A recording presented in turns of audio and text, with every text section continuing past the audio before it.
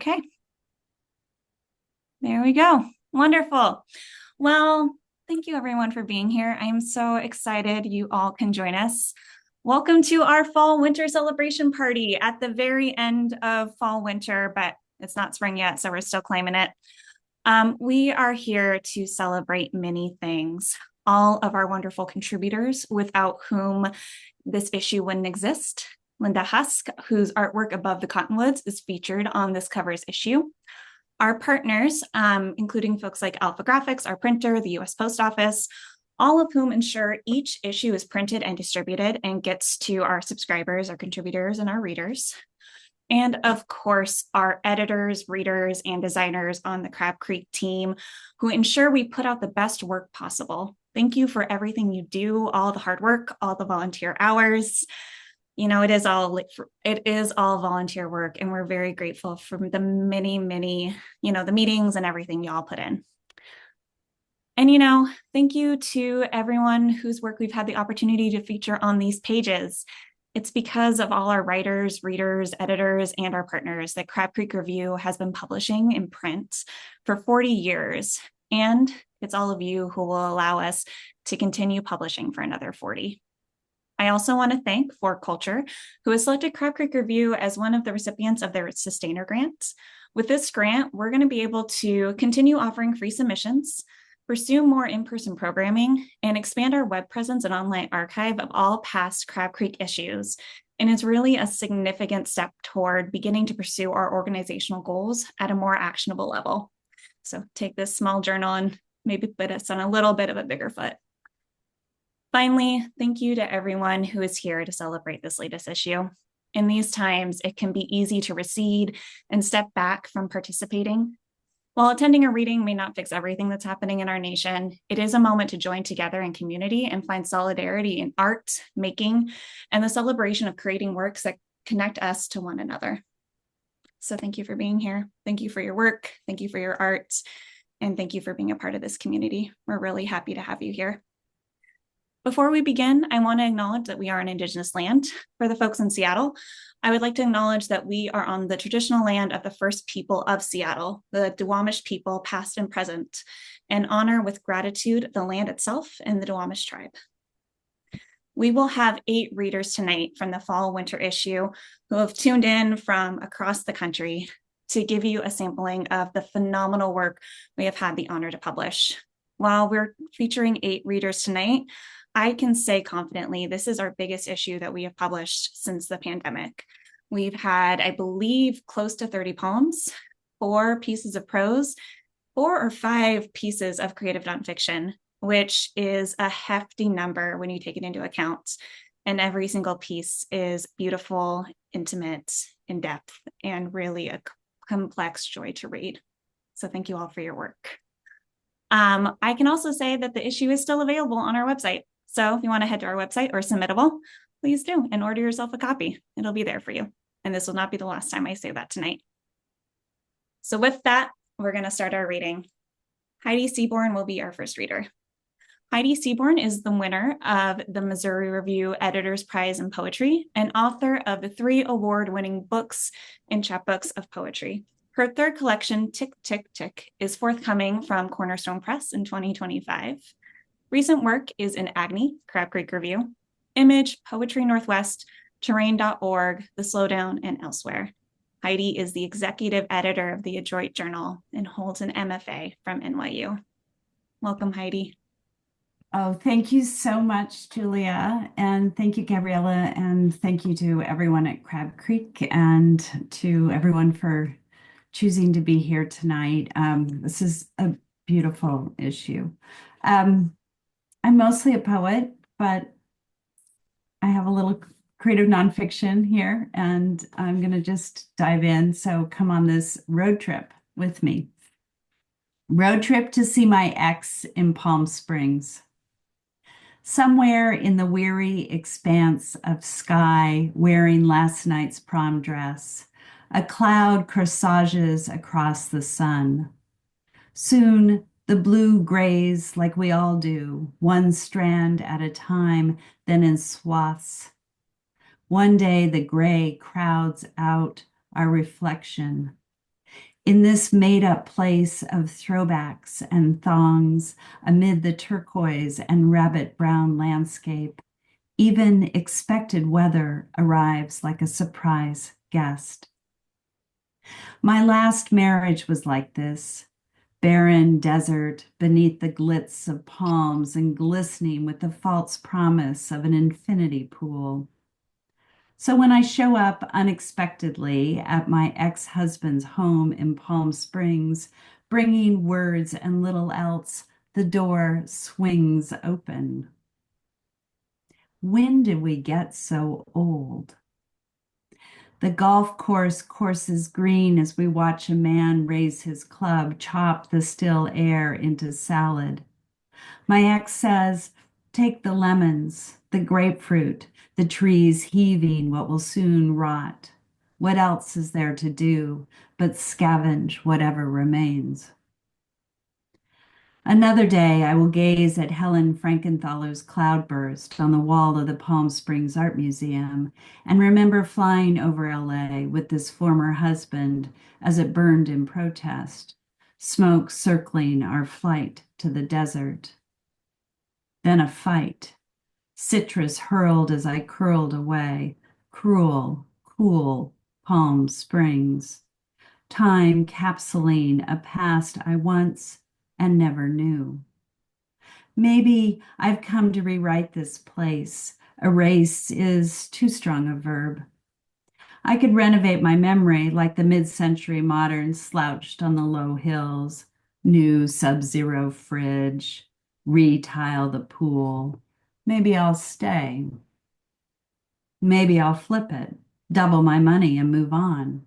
Or satchel memory, throw it into the back seat of my convertible, drive over the 67 toward the Pacific and Mexico. Maybe there is no real escape, just the movement of the sun. On the day that Joan Didion dies, I see the tarnished guilt of California as she wrote it, haunted by the Santa Ana winds, snakes, and fires, but jasmine cloaked in sapphired blue. Last night, I peered over a gate to see men swimming naked, a movie playing on the wall, dance music in the citrus air. This morning, they breakfast nearby, clothed and clutching a small dog, talking loudly about real estate. And now the rain. Thank you so much.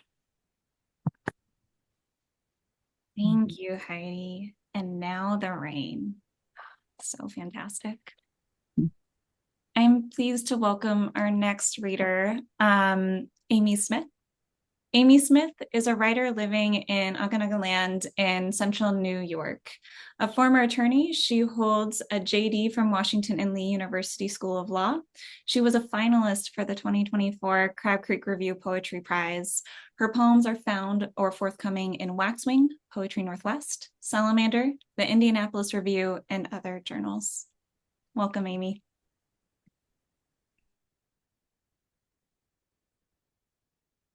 Thank you, Julia. Can you hear me? Thanks so much. Crab Creek Review has just been so incredibly generous to me and my work this past year. So it's an honor to be able to celebrate this beautiful issue with everyone tonight.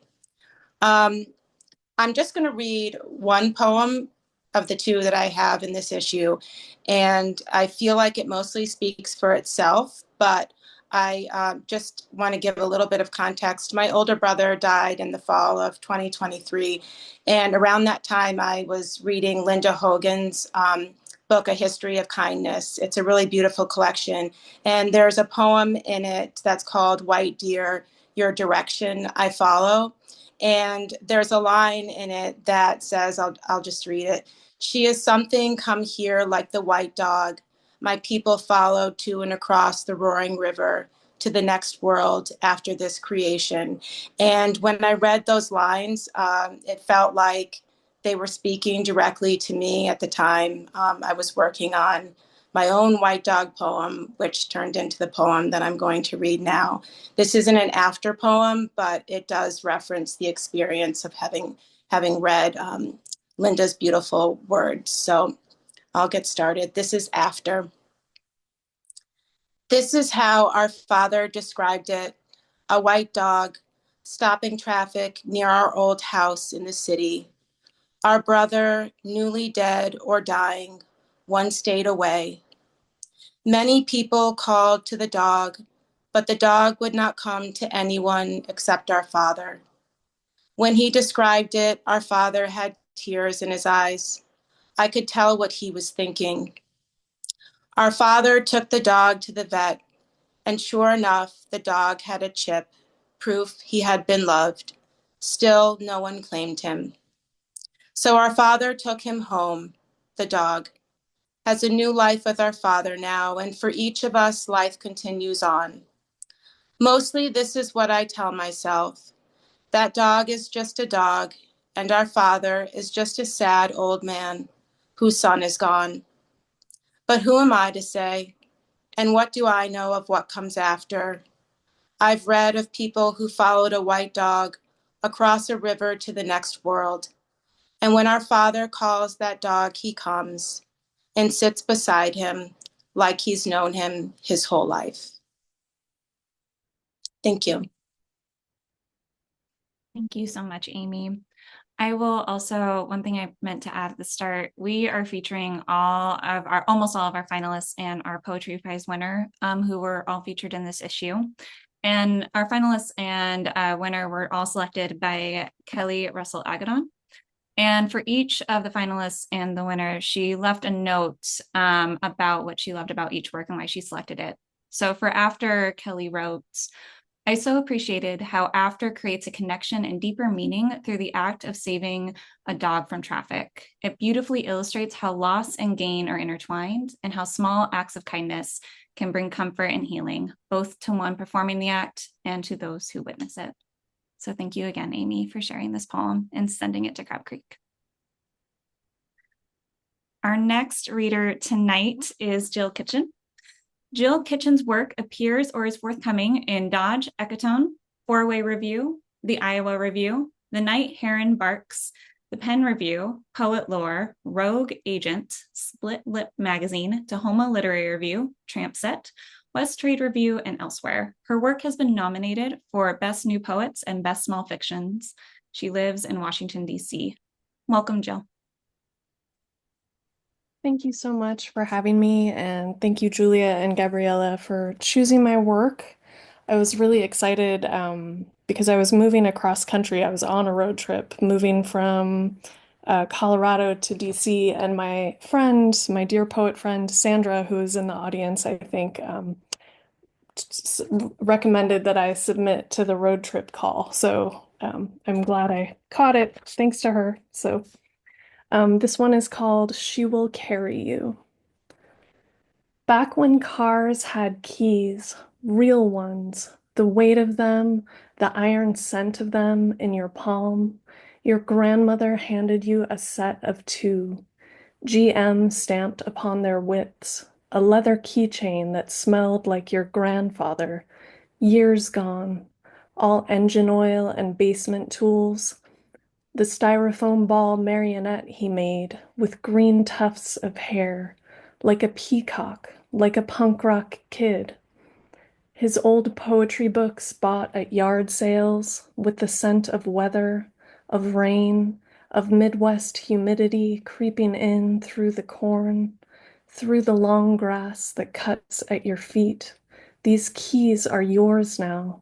Your grandmother, with her new red Ford Taurus, is ready to pass on this '79 Buick LeSabre in a color rather unidentifiable unless you are familiar with stick-on glow-in-the-dark stars and what they look like during daylight.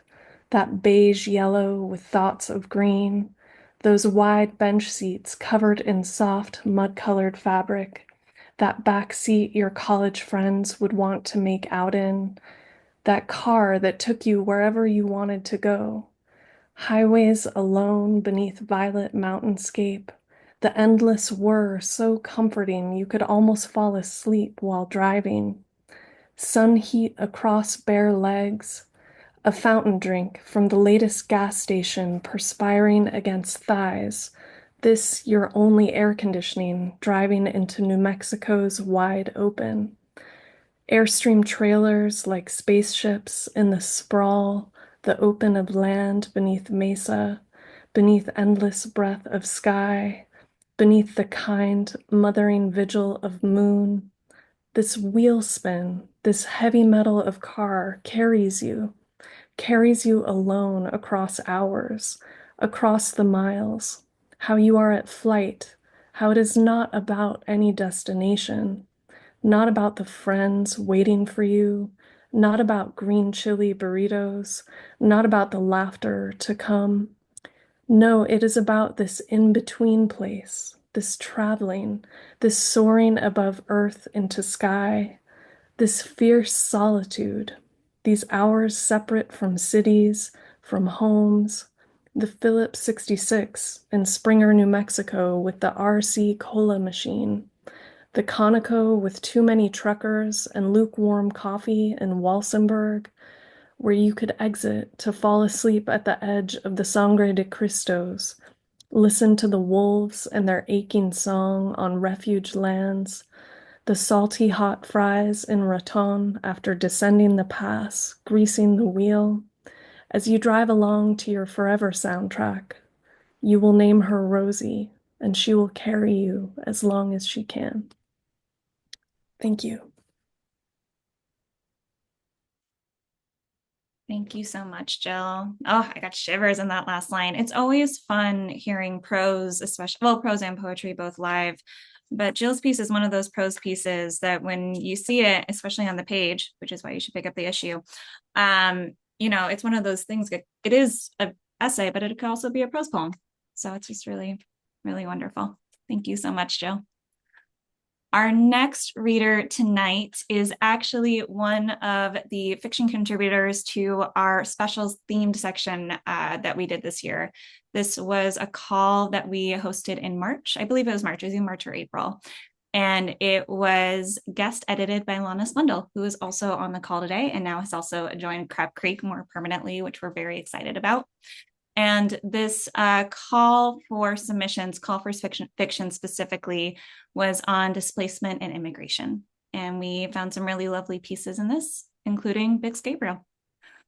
Bix Gabriel is a writer and teaches creative writing at Bucknell University. Her writing appears in the anthologies Flash Fusion, an anthology and craft book of South Asian flash fiction, and A Map is Only One Story, on Catapult, Guernica, and Electric Literature, and now Crab Creek Review, among others. She is a mom to a dog, human kids, and yes, plants. She was born in Hyderabad, India, and lives in Queens, New York. Welcome, Bix. Thank you so much, Julia. Thank you, Lana, for picking this, and just to Crab Creek Review for organizing and for the beautiful work. The contributors I'm so happy to be joining with today, and to everybody who's come to spend some time with all of us reading. I just wanted to clarify this is flash fiction. I'll try to read as fast as I can. It's called My Mother's Plants Talk to Me.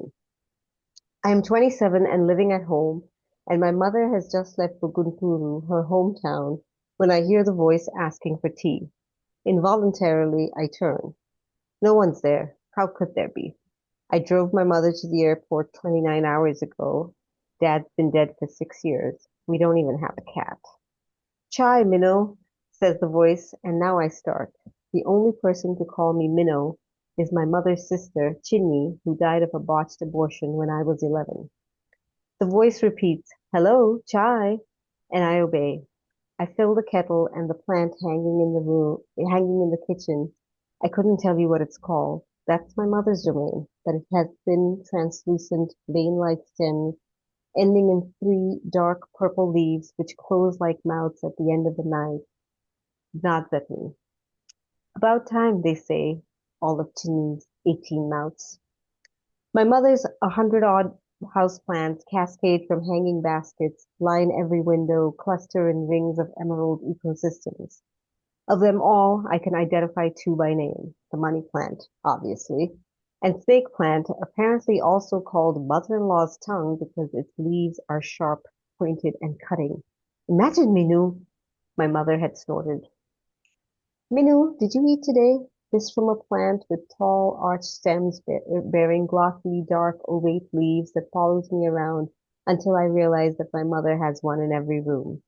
Make sure to have some dal. It's full of iron, good for your hemoglobin.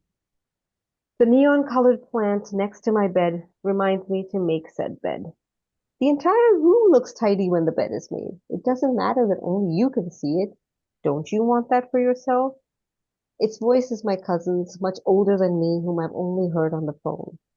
At first, the plant's solicitousness is sweet. They sound like my mother and members of her family, speaking with an accent I understand, but is still foreign.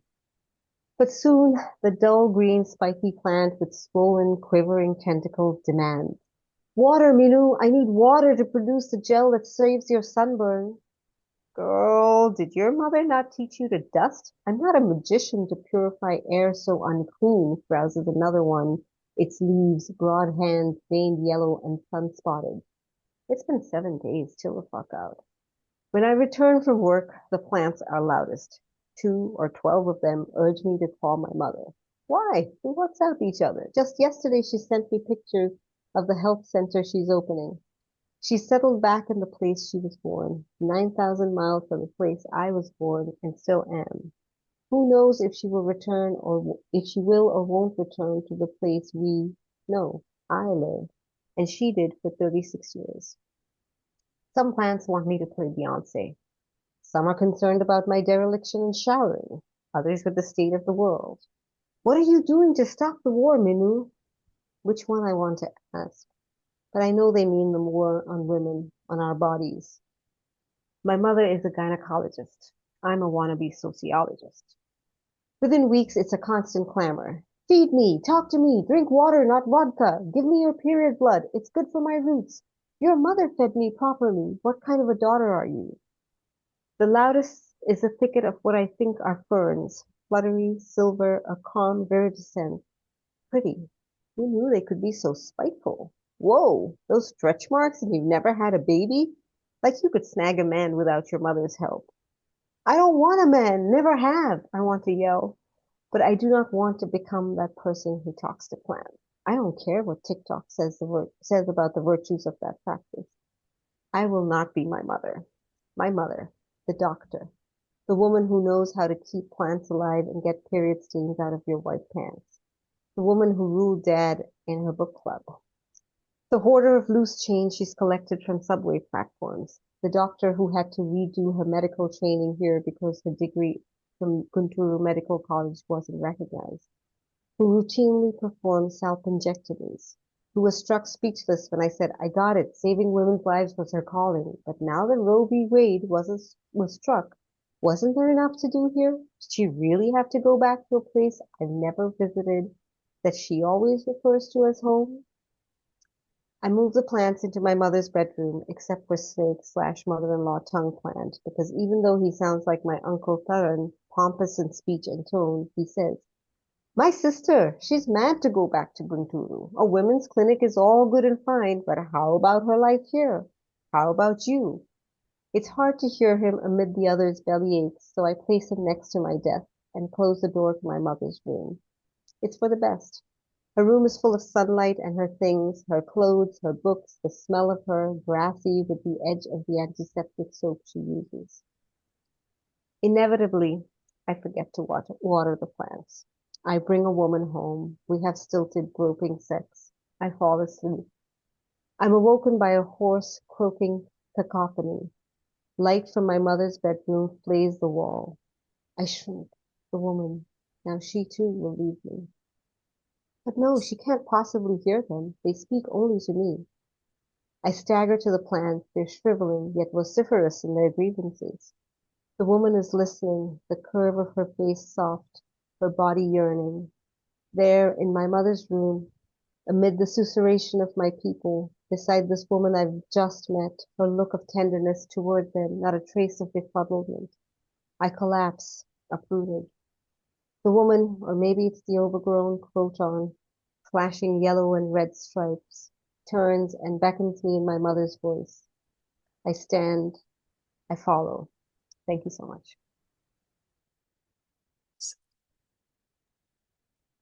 Thank you, Bix. That was phenomenal. I collapse uprooted. Oh, so fantastic.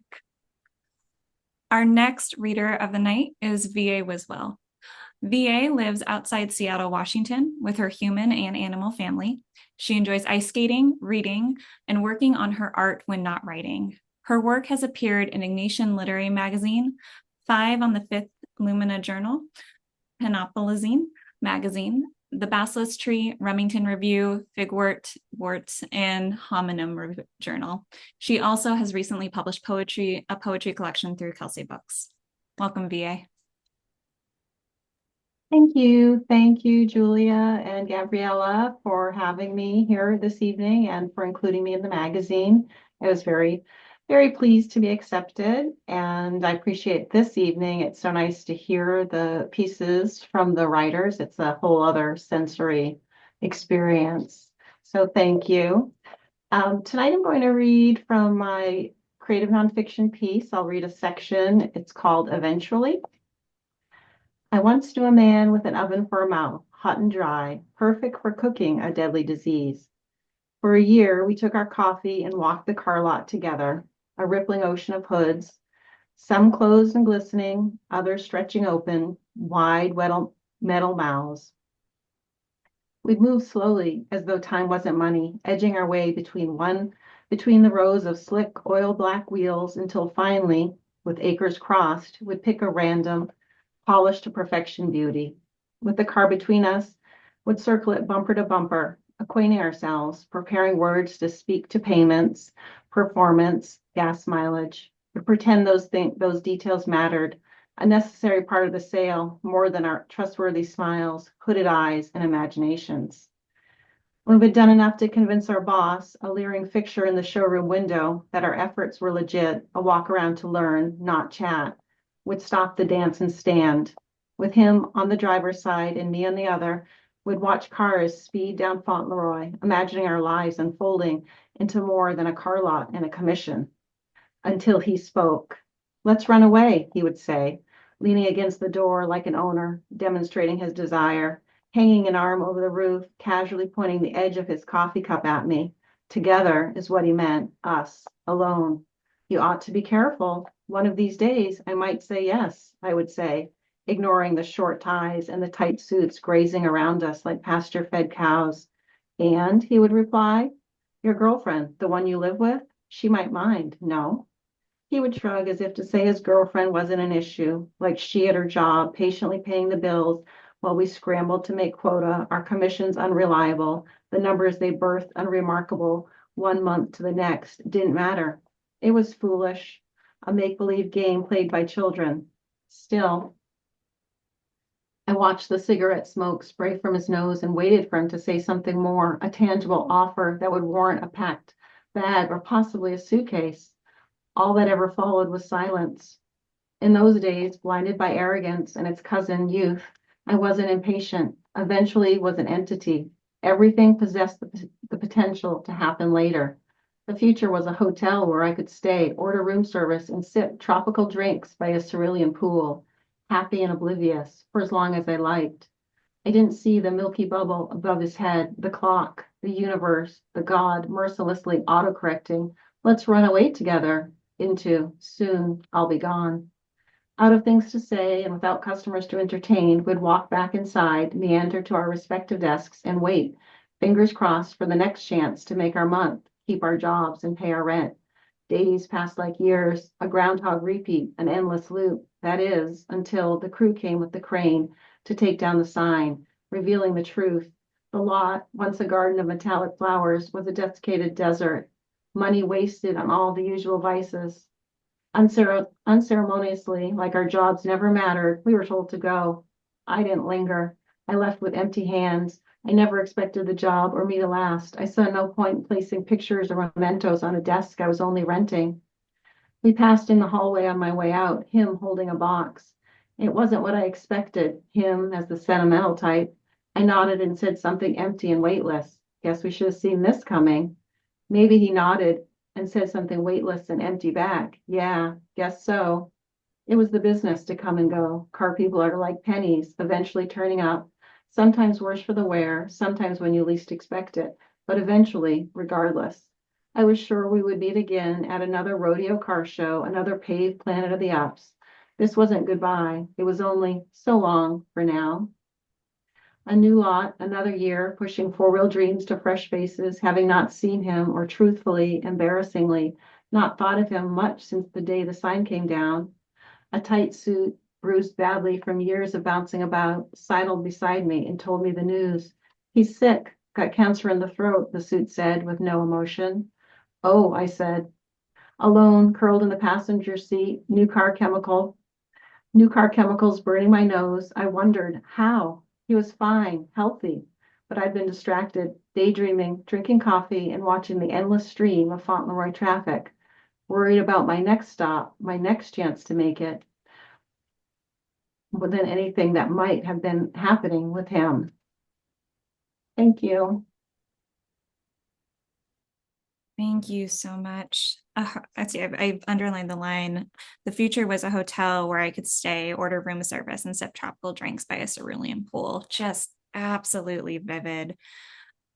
Again, I'm very biased and I encourage you all to buy this, but part of the reason why I encourage you to pick up a copy of this issue is because of works like this essay, so you can read the full essay, and then also works, any of the prose pieces like Bix's Everyone, so you can sit in the carefully crafted prose that they've all put together, because it's truly, truly stunning work. Again, I'm biased, but it is just lovely getting to see the works on the page and then now hear them out loud too. So thank you all so much. Wonderful. We are going to move now back into poetry. And one second, I'm just getting one thing up. We are moving into Mandy Shunnarah. Mandy Shunnarah, another finalist from our poetry prize. Mandy, they, them, is an Alabama-born Appalachian and Palestinian-American writer who calls Columbus, Ohio, home. Their essays, poetry, and short stories have been published in the New York Times, Electric Literature, The Rumpus, and others. They won the Porterhouse Review 2024 Editor's Prize in Poetry and are supported by the Ohio Arts Council, the Greater Columbus Arts Council, and the Sun Dress Academy for the Arts. Their first book, Midwest Shreds, Skating Through America's Heartland, was released in 2024 from Belt Publishing, and their second book, a poetry collection titled We Had Mansions, is forthcoming from Diode Editions in 2025. I was stumbling a little bit at the top because my other screen was not opening, so I could also read what the judge, Kelly Russell Agaddon, had to say about Mandy's finalist poem, Ode to Cows and Clitorises.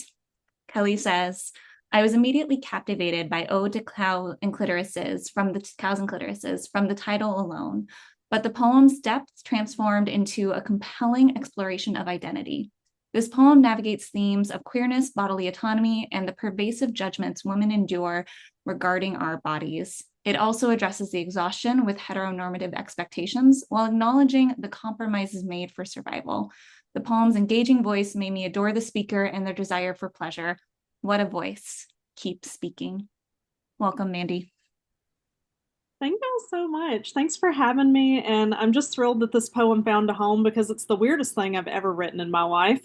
And, as you could probably guess by the title, and I thought, I hope somebody likes this weird ass thing.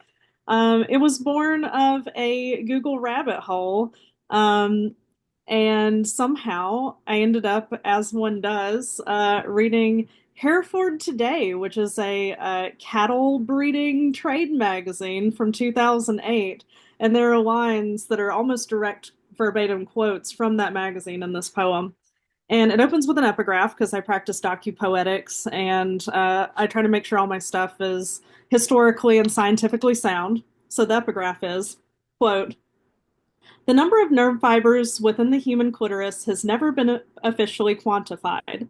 The most often cited claim is that the clitoris has 8,000 nerve endings, but this figure originates from a bovine study mentioned in a book titled The Clitoris, which appeared in 1976. That's from an article in Medical News Today that was published in November 2022. And so here's the poem, Ode to Cows and Clitorises.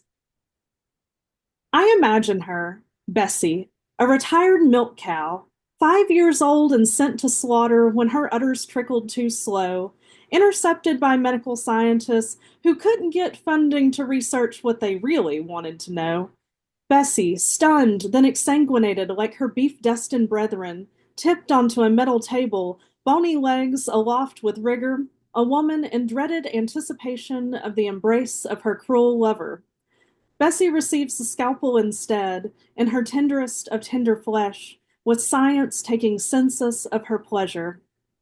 I think of Bessie, cold with death, hacked insides sliced onto microscope slides, and I remember the times a man called me frigid and more besides, who called me a cow for a rebuffed advance or less, heifer, if he thought me fat, an insult so unoriginal as to be biblical. My own tender flesh, plush enough for a street corner shriek, but not a respectful fuck. If given no other choice, I too would rather ruminate in a field, ponder grass, and make lowing moans after morning cocks, or just because I was feeling myself. The dissectors need only count half. Nerves are thread parallel, so they stop at 4,000 and multiply, an echoed climax Bessie didn't live to tell. Half a century later, Bessie gone to dust, surgeons count the nerves in the human clitoris and find 2,000 more. But I could have told them that. Find me behind a barn, in the hayloft, straddling a lap on a tractor seat, bull dyke, reverse cowgirl. It's in the names. We come by it honest. Cows will let another cow or heifer mount her before she'll stand for a bull, and she'll try to mount the bull before she'll stand for him to breed. I, too, have been a fat country queer, fed up with men and longing for a willing woman with digital dexterity. I, too, have bawled and wandered in search of euphoria in a body built for exquisite bliss. I, too, have been known to give up and give in to take what I can get. Thank you. And shout out to all the other bisexuals out there. Oh, thank you so much, Mandy. Hearing that poem out loud, it's one thing to engage with on the page, but you just catch so much more meaning and so many more double plays. And it's such a beautiful piece of work. So thank you. Mandy also has another poem that is the opening poem of the poetry section, Marriage as the World Burns, which I am also flashing here because one of our favorite things to do is turn a poem sideways on the page. And it was just phenomenal to publish. And thank you again for sharing your work. I'm going to take a beat now before we move to our next reader. The final finalist that was a part of this trio before we get to our winner. Emily Rose Cole was unfortunately not able to be here tonight. She was feeling under the weather. And so I just really wanted to quickly honor her work as well. Her poem, Guzzle with Difficult Music, and read what Kelly had to say about that. Guzzle with Difficult Music is a sensual poem inspired by the organ, where the form of the ghazal enhances the subject with its repetition. I loved being pulled into this intimate moment where the history and its complexities mirror the deep connection between two people in the poem. The use of organza, organic, and organ delighted me. So highly recommend you go and read Emily's poem. Highly recommend you go read all the poems in this issue. And thank you again, Mandy, for sharing your work. All right. Our last fiction reader of the night, and then we have one more reader after that, is Renee LaBonte-Jones, who is another fiction contributor who contributed to our special section unedited by Lana Slendel. Renee is a disabled lesbian writer based out of Seattle, Washington. She enjoys knitting, assorted rectangles, the diaries of dead authors, and 90s movies about boys and their dogs. Outside of Crab Creek Review, her published work has appeared in the First Line Literary Journal, Poet's Choice, and Toasted Cheese Literary Journal. More info can be found at her website. Thank you so much, Renee.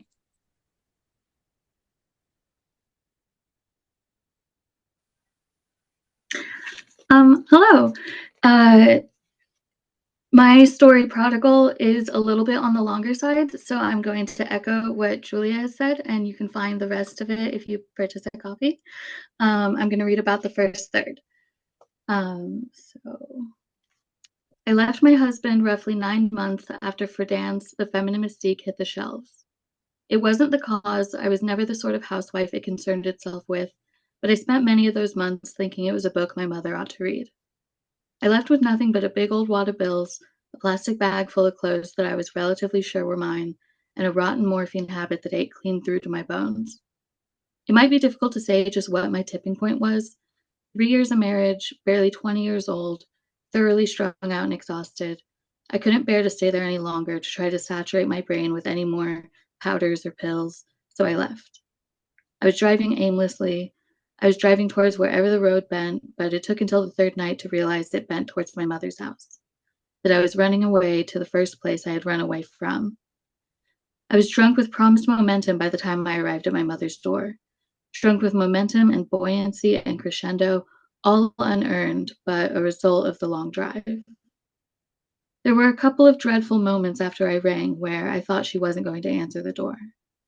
Then I heard the latch unlock, and she opened the door slowly as though her joints creaked in the same way the hinges did. She stood with her hands limp at her side and said, "Any youngsters in tow?" "Not that I know of," I said, pretending to look around for those hypothetical grandchildren she feared. "Where's that husband of yours?" "Who cares, Mama?" I shrugged, all the momentum gone from me, fizzled like an exhale. "You here for a visit or to stay?" She crossed her arms, barring me entry until she learned the specifics of my arrival up front. "Who cares, Mama?" I repeated. She seemed to almost laugh at that. "Well, now, I guess it's good to see you." She pulled me into a hug. "Guess it's good to see you. More than I could have asked for."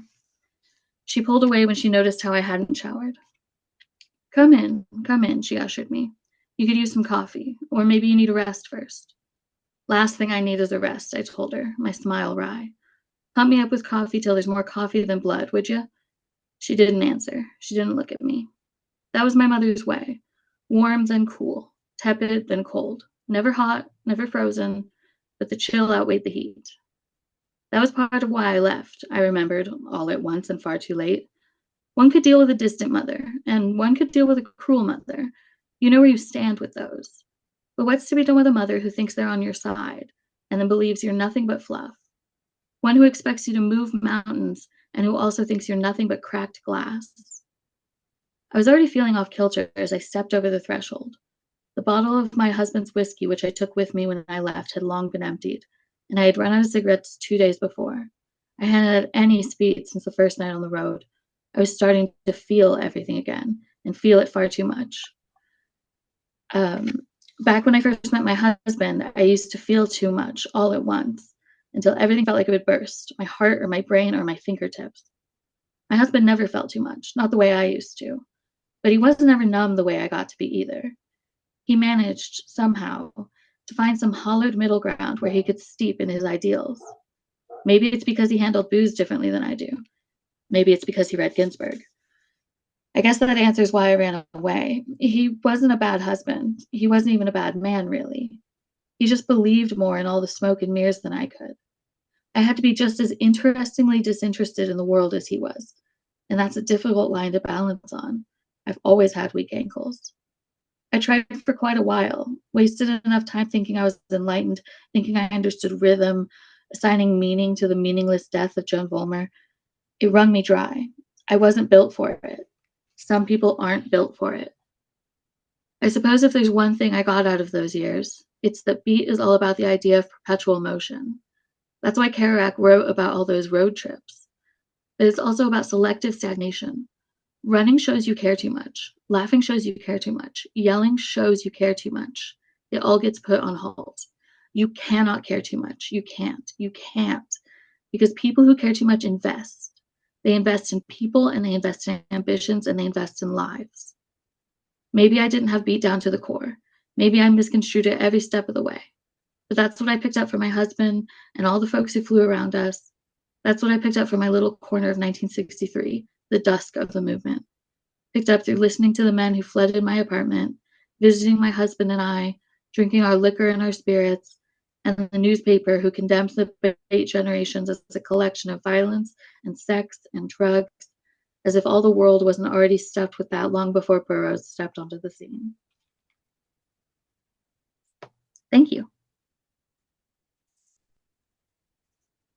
Thank you so much, Renee. And that's a difficult line to balance on. I've always had weak ankles. So good. Just such a fun and also kind of dark play on words. Just so great. Thank you so much for reading and participating tonight.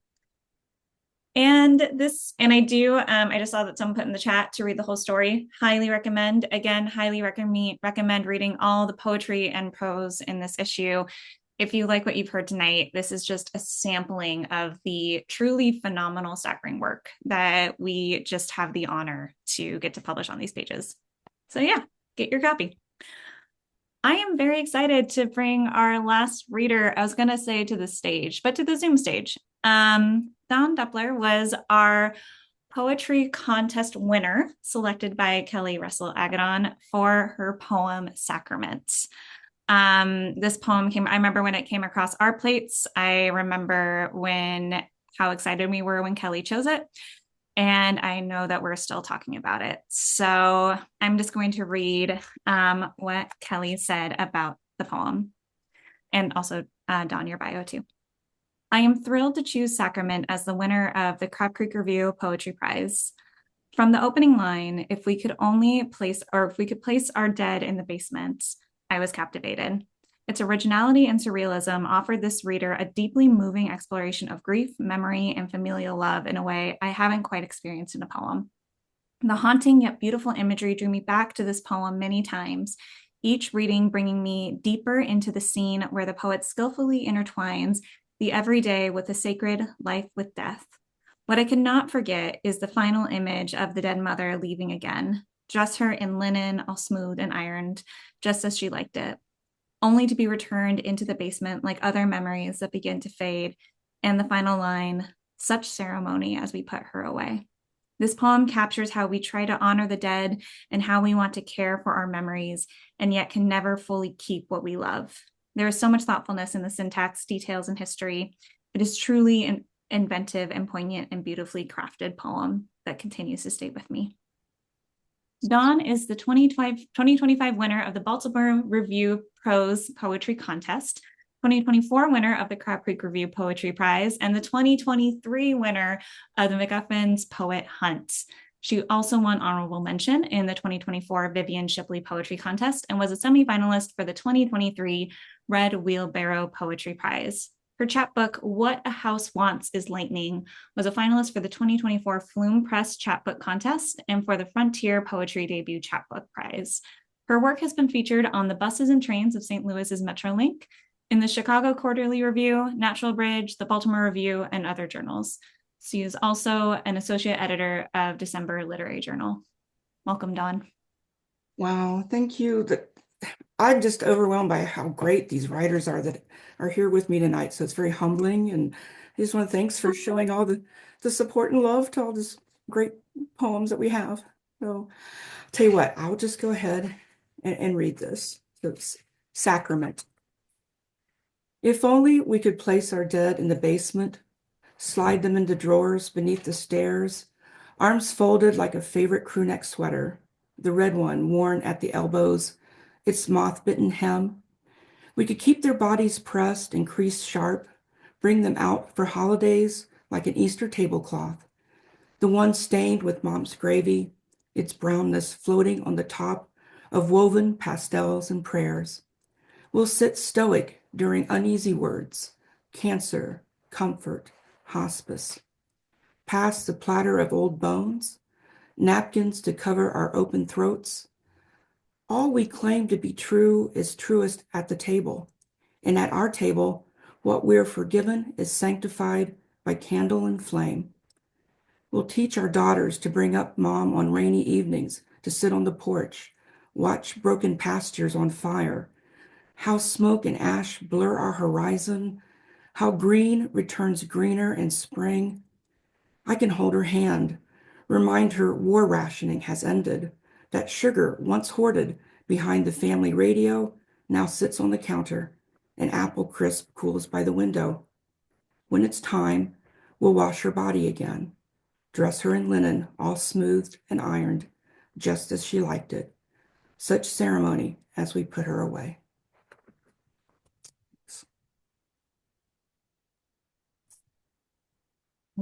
Someone just said wow. Oh, multiple wows in the chat. And absolutely. Wow. Thank you so much, Dawn, for reading that poem and bringing it to us. It is, again, an honor to hear it out loud and to have published it. And thank you to all of our readers tonight. It's all the words that we brought into the air today that we had a chance to hear live, the writers that are in the room with us, all the other contributors who are also here, whose work you also need to read like now, like ASAP. It is just truly a joy. And again, brings some lightness to a semi-rainy Saturday afternoon over here in Seattle. So thank you all from wherever you're tuning in from. Again, one final plug. Please pick up this issue. Again, it is phenomenal, and you get to read all the works that were featured here today. I will also say that if you are a poet and if you would also like to submit to a poetry contest, our poetry prize is currently open and currently judged by Rena Priest, who is the Washington State Poet Laureate and also poet up in Bellingham, Washington. And that will be open until May 15th. Thank you everyone again for joining us tonight. It is truly an honor and a joy to experience your words, see you all together, and just spend some time together on this Tuesday afternoon / evening / night. I hope you all have a lovely rest of your evenings, and I'm sure we'll talk soon and see each other out in the world. Bye all.